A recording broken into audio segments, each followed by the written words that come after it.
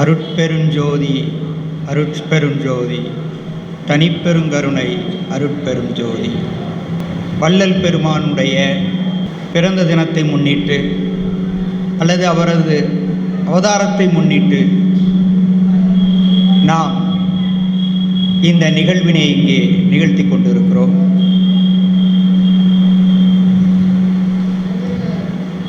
நாமெல்லாம் வள்ளல் பெருமானினுடைய 200 ஆண்டுகள் கடந்தும் அந்த கொள்கைகளை, வள்ளலாரின் வாழ்க்கை நெறியை நாம் ஏற்று பின்பற்றுகிறோம் என்றால் அற்புதமான ஒரு வாழ்க்கை நெறியை நமக்கு காட்டிச் சென்றிருக்கின்ற மாபெரும் தத்துவ ஞானி.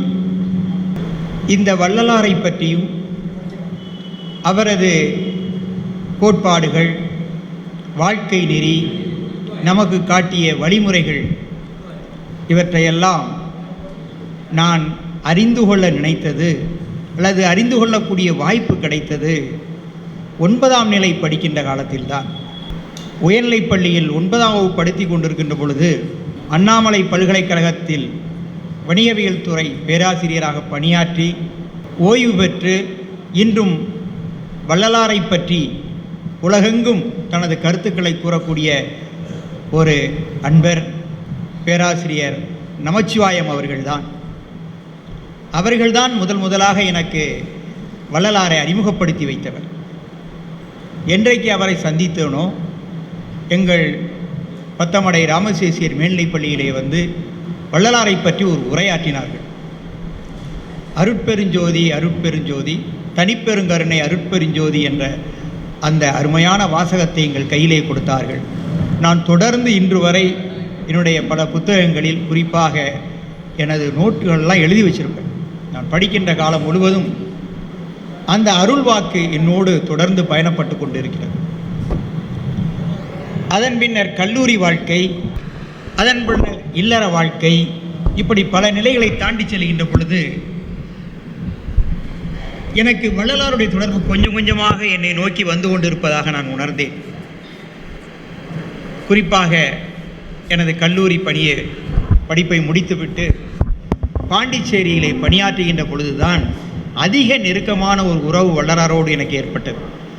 அங்கு நடைபெறுகின்ற அந்த சத்சங்கத்தினுடைய கூட்டங்களுக்கெல்லாம் சென்று வரக்கூடிய வாய்ப்பு கிடைத்தது. வள்ளலாரை போன்றே ஒரு அன்பர் அங்கே வந்து வாரந்தோறும் நிகழ்ச்சிகளை நிகழ்த்துவார். எப்படி வள்ளலார் ஒரு எளிமையான வாழ்க்கை, அந்த வெண்ணிற ஆடையிலே தன்னை மறைத்து கொண்டு முகத்தை காட்டி வாழ்ந்தாரோ அப்படிப்பட்ட ஒரு அன்பரை சந்தித்தேன். அவர் யார் என்பது கூட எனக்கு தெரியாது. ஒரு நாள் என்னை வந்து அழைத்தார், நான் அதுக்கு சென்றேன். அதன் பின்னர் தொடர்ந்து அந்த நெறியை பற்றி அறிந்து கொள்ளக்கூடிய வாய்ப்பு கிடைத்தது. எனது திருமணத்திற்கு பின்னர் திருநெல்வேலி அருகில் இருக்கக்கூடிய வல்லநாட்டு சுவாமிகள் சாது சிதம்பரம் ஐயா அவர்கள் அங்கு செல்கின்ற பொழுதும் வள்ளலாரை பற்றியும், அதுவும் என்னுடைய மாமனார் வள்ளலாருடைய புத்தகங்களை எல்லாம் வாங்கி வைத்திருந்தார்கள். எல்லாவற்றையும் எனக்கு தந்து விட்டார்கள். அந்த வள்ளலார் அருளி செய்திய பாக்கள் முழுவதையும் ஓரளவுக்கு பார்க்கக்கூடிய வாய்ப்பு கிடைத்தது. மனனம் செய்ய முடியவில்லை அந்த அளவுக்கு என்னால் அப்பொழுதெல்லாம். இந்த பாடல்களை தொடர்ந்து இந்த நெல்லை மாவட்டத்தினுடைய அமைப்பின் தலைவர் சந்தன மாரியப்பன் அவர்கள் போன்றவர்களெல்லாம் ஆங்காங்கு அருமையாக பாடுகின்ற பொழுது கேட்கக்கூடிய, அதுவும் அவருடைய மனைவியாரோடு சேர்ந்து பாடுவதையெல்லாம் நான் கேட்டு மகிழ்ச்சி அடைந்திருக்கின்றேன். இப்படித்தான் வள்ளலாருக்கும் எனக்குமான, அவருடைய தத்துவத்திற்குமான ஒரு தொடர்பு எனக்கு வந்தது. அதன் பின்னர் நான் வேதாத்திரி மகர்ஷியை பற்றி தத்துவியலில் முதுகலை படிக்க வாய்ப்பு கிட்டியது. அப்பொழுது வேதாத்திரி சொல்லுகிறார், 2 ஆண்டுகள் என்னுக்குள் வள்ளலார் புகுந்து விட்டார், அதனால்தான் நான் கவிதை எழுத முடிந்தது என்று சொன்னார். இப்போ அங்கும் வேதாத்திரி மகரிஷியின் வாயிலாகவும் இந்த வள்ளலாரை நான் மீண்டும் தொடர்ந்து செல்வதற்கான வாய்ப்பு கிடைத்தது.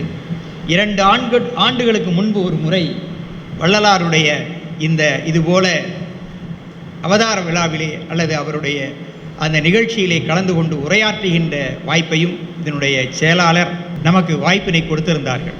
அது மட்டுமல்ல, ஊரநடிகளோடு எனக்கு தொடர்பு ஏற்படுவதற்கு காரணம் சைவ சபையினுடைய பொறுப்பில் இருந்ததனால் அங்கே ஒரு பெரிய மாநாடு நடத்தினோம் சைவ சபையில். ஒரு 2 நாள், அதில் ஒரு நாள் அது தொடக்க விழாவே ஊரனடிகள் தலைமையில் தான் நாங்கள் அதை தொடங்கினோம். ஊரனடிகள் எங்கள் சைவ சபைக்கு வந்து வள்ளலாரை பற்றிய உரைகள்லாம் தொடர்ந்து ஆற்றியிருக்கின்றார்கள். மாநாட்டிலே கலந்து கொண்டு வள்ளலாரை பற்றி மட்டுமல்ல தமிழ் மொழியினுடைய நிலையையும் நமக்கு உணர்த்தி சென்றவர் ஊரனடிகள். அதனால் ஊரனடியில் வாயிலாகவும் நிறைய செய்திகளை தெரிந்து கொண்டோம். மாப்போசி எழுதிய நூல்களை எல்லாம் படிக்கக்கூடிய வாய்ப்பு கிட்டியது. ஓய்வுக்கு பின்னர் தத்துவங்களை படிக்கக்கூடிய எல்லாருடைய தத்துவங்களையும் தெரிந்து கொள்ள வேண்டும் என்ற ஒரு ஆர்வம் எனக்கு ஏற்பட்டது. அப்பொழுதுதான் வள்ளலாரை மீண்டும் மீண்டும் பார்க்கின்ற பொழுது ஒரு வித்தியாசமான தமிழ் இனத்துக்கே உரிய ஒரு பெரிய தத்துவத்தை அருளி செய்திருக்கிறார். எத்தனையோ தத்துவங்கள் இருக்கின்றன. ஊரனடிகள் கூட சொல்லுவார், இந்த தத்துவமானது சைவத்திலிருந்து வந்தது என்று ஊரனடிகள் உரைத்திருக்கிறார். சைவ சித்தாந்த கருத்துக்களை எல்லாம் உள்வாங்கி கொண்டு பயணம் செய்தவர் தான் வள்ளல் பெருமான். உங்களுக்கெல்லாம் தெரியும், அவருடைய வாழ்க்கை வரலாறை தம்பி வழக்கறிஞர் அவர்கள் உங்களுக்கு விளக்கமாக சொல்ல இருக்கிறார்கள். நான் மேலோட்டமாக சொல்லிவிடுகிறேன். 1823 மருதூரில் பிறக்கின்ற பொழுது அவர் சின்ன குழந்தைகளிலிருந்தே நமது நடைமுறை கல்வியிலே அதிக ஈடுபாடு இல்லாதவர். அவருக்கு இறைவன் கொடுத்த அருளால் அந்த குழந்தை பருவத்திலிருந்தே அவர் சைவத்தை பற்றியும் முருகனை பற்றியும் சிந்தனை, முருகன் அவருக்கு காட்சி கொடுத்ததாக, அதுவும் அவர் நாம் சொல்வது போல நாம் சொல்லக்கூடிய முருகன் அல்ல, என்னுள் இருக்கும் முருகனை நான் கண்டேன். அதுதான் வள்ளலாருடைய தனித்தன்மை. வெளியில் இருக்கிற முருகன் அல்ல, என்னுள் இருக்கும் முருகனை நான் என்ன செய்கிறேன், அந்த கண்ணாடியிலே கண்டேன் என்கின்றார். இதுதான் தமிழர் தத்துவம், இதுதான் தமிழர் மரபு. இது மற்ற மதங்களைப் போல உலகம் இல்லை என்றெல்லாம் இவர் சொல்லவில்லை. உலகம் என்பதும் உண்மை, உயிர் என்பதும் உண்மை. அடிப்படையான சித்தாந்தமே அவருடைய தத்துவமே அதுதான். அப்போ உலகம் இருக்கிறது, உயிர் இருக்கின்றது. இவற்றையெல்லாம் நாம் எப்படி பயன்படுத்தி கொண்டு இருக்கின்றோம்? உயிர் என்பது எது, உலகம் என்பது என்ன அவற்றை கேட்கின்ற பொழுது அவரே சொல்றார், இறைவன் எங்கு இருக்கிறான்? பிறன் அனைவரும் இறைவன் தான். இங்கே என் முன்னால் இருக்கிற நீங்கள் அத்தனை பேரும் இறைவன் தான். வள்ளலார் அப்படித்தான் சொல்லிக் கொடுத்திருக்கின்றார். இருப்பவர்கள் அத்தனை பேரும், இங்கே இருக்கின்ற அத்தனை உயிரினங்களும் இறைவுதான். அந்த இறை தத்துவத்தை நமக்கு கொடுத்தவர் வள்ளல் பெருமான். குழந்தை வடிவ இருக்கின்ற காலத்திலே அவரால் முறையான இந்த கல்வியை விட ஆன்மீக கல்வியின் மீது அல்லது தத்துவ கல்வியின் மீது அவரை அறியாமல் நாட்டம். அதனால் அவருடைய சகோதரர் கூட சபாபதி ரொம்ப வருத்தப்படுகின்றார். அன்னிதான் அவரை ரொம்ப அரவணைத்து அவருக்கு உணவெல்லாம் கொடுத்து அவர் விருப்பம் போல தனியாக ஒரு அறையை கூட கொடுத்தார்கள். அப்பொழுதுதான் அவர் அங்கு உரையாற்றுவதற்கு ஒரு முறை அண்ணனுக்கு பதிலாக அழைக்கப்படுகின்றார். அழைத்த இடத்திலே, அதுவும் சின்ன பையனாக 8 வயது அல்லது 9 வயது நிறைந்த வயதிலே சென்று பெரிய புராண உரையை ஆற்றுகின்ற பொழுது அன்று கேட்டவர்கள் அனைவரும் அவரையே திரும்பி அனுப்ப வேண்டும் என்று சொல்லிவிட்டார்கள்.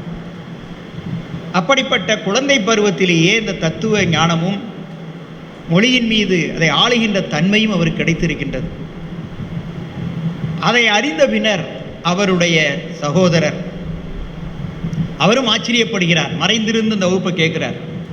இப்படிப்பட்ட ஞானம் இவர் இருக்கிறதே என்று கருதி அவரே தம்பியை தள்ளியிருந்து பார்க்க ஆரம்பித்து விட்டார்.